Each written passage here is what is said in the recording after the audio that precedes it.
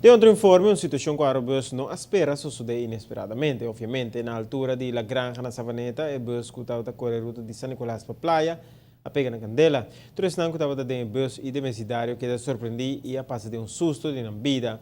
O chofer a reaccionar mesura e a tomar ação e a procurar e sacar toda pessoa que estava dentro do bus. O aerobus quer clarificar que algum dia atrás o bus estava na turno para o controle completo, de maneira mais certa. Pero para estranho que a pessoa turcos estava na ordem.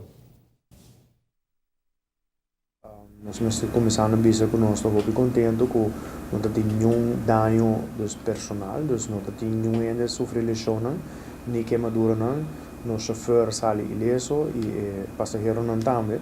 Nós estamos muito contentes com a maneira que o nosso chofer reagir, a maneira que ele reparar que tem candela e tem perigo. Ela saca e passageiro não mais hora foi de bus, promete que algo pode passar não. Anto di dois lugares, ela vai distribuir de puro paga e candela. Neste bisa também conosco tinha outro bus baindo San Nicolás no momento e que a passa e não também a para, o chofer e também a barra e mesora a coi fire extinguisher de bus e junto nan dois a purba dominar a candela com a start segundo nós mira na tire para trás, bandi para dentro. A bus está contente com nada mais severo suceder mirando que estava tem várias pessoas dentro do bus. Agora a companhia tem bus menos para produzir serviço. Também não está contente com o chofer acto que o cliente no momento é.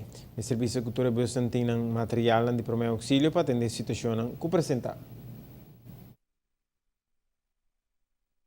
Segundo a versão do chofer, que no momento que ela barra caminha e break para tomar passageiro, tem uma explosão, caminha e tire lo arrebentar.